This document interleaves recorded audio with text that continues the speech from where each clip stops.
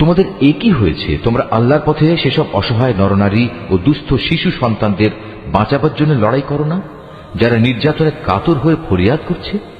হে আমাদের মালিক, আমাদের এই জালেমদের জনপদ থেকে বের করে অন্য কোথাও নিয়ে যাও। অতঃপর তুমি আমাদের জন্য তোমার কাছ থেকে একজন অভিভাবক পাঠিয়ে দাও, তোমার কাছ থেকে আমাদের জন্য একজন সাহায্যকারী পাঠাও। যারা আল্লাহ তাআলা ও তার রসুলের উপর ঈমান এনেছে তারা সর্বদা আল্লাহর পথে যুদ্ধ করে, আর যারা আল্লাহ তাআলাকে অস্বীকার করেছে তারা লড়াই করে মিথ্যা মাবুদদের সপক্ষে। অতএব তোমরা যুদ্ধ করো শয়তান ও তার চেলা চামুন্ডাদের বিরুদ্ধে। তোমরা সাহস হারিও না, কারণ শয়তানের ষড়যন্ত্র খুবই দুর্বল। হে নবী, তুমি কি তাদের অবস্থা দেখোনি যাদের প্রথম দিকে যখন বলা হয়েছিল তোমরা আপাতত লড়াই থেকে নিজেদের হাত গুটিয়ে রাখো, এখন নামাজ প্রতিষ্ঠা করো এবং যাকাত প্রদান করো।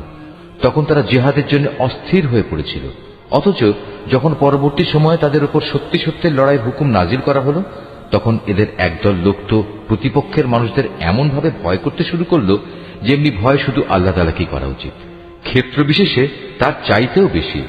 তারা আরো বলতে শুরু করলো, হে আমাদের মালিক, তুমি আমাদের উপর যুদ্ধের এ হুকুম এত তাড়াতাড়ি জারি করতে গেলে কেন? কত ভালো হতো যদি তুমি আমাদের সামান্য কিছুটা অবকাশ দিতে। হে নবী, তুমি বলো, দুনিয়ার এ ভোগ সামগ্রী অত্যন্ত সামান্য। যে ব্যক্তি আল্লাহ তাআলাকে ভয় করে তার জন্য পরকাল অনেক উত্তম, আর সেই পরকালে তোমাদের উপর কণা মাত্র অবিচার করা হবে না। তোমরা যেখানেই থাকো না কেন মৃত্যু এসে তোমাদের নাগাল পাবেই। এমনকি তোমরা যদি কোনো মজবুত দুর্গেও থাকো সেখানেও মৃত্যু এসে হাজির হবে। এদের অবস্থা হচ্ছে, যখন কোনো কল্যাণ তাদের স্পর্শ করে তখন তারা বলে, হ্যাঁ, এ তো আল্লাহর পক্ষ থেকেই এসেছে। অপরদিকে যখন তাদের কোনো ক্ষতি ও অকল্যাণ স্পর্শ করে তখন তারা বলে, এসব তো এসেছে তোমার কাছ থেকে। তুমি তাদের বলে দাও, কল্যাণ অকল্যাণ সব কিছুতে আসে আল্লাহর পক্ষ থেকে। এই জাতির হয়েছে কি? এরা মনে হয় কথাটি বুঝতেই চায় না। যে কল্যাণই তুমি লাভ করো না কেন মনে রেখো তা আল্লাহর পক্ষ থেকেই আসে, আর যেটুকু অকল্যাণ তোমার উপর আসে তা আসে তোমার নিজের কর্মদোষের কারণে। আমি তোমাকে মানুষদের জন্য রসুল বানিয়ে পাঠিয়েছি, আর সাক্ষী হিসেবে তো আল্লাহ তাআলাই যথেষ্ট।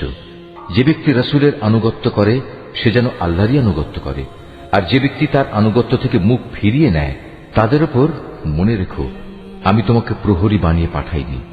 তারা মুখে মুখে বলে, আমরা তোমার আনুগত্য স্বীকার করি, কিন্তু তারা যখন তোমার কাছ থেকে দূরে সরে যায় তখন তাদের একদল লোক রাতের অন্ধকার সময়ে একত্রিত হয়ে